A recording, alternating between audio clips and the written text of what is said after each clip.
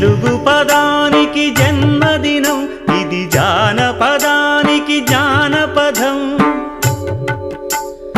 ఏడు స్వరాలే ఏడు కొండలై కలసిన కలియుగ విష్ణు పదం.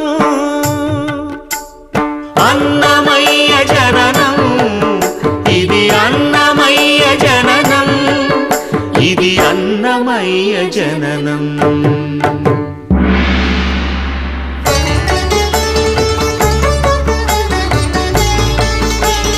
హరిషడ్వర్గము తెగ నరికే హరి ఖడ్గం ఇది నందకము. బ్రహ్మలోకమున బ్రహ్మా భారతి నాదాశీసులు పొందినదై.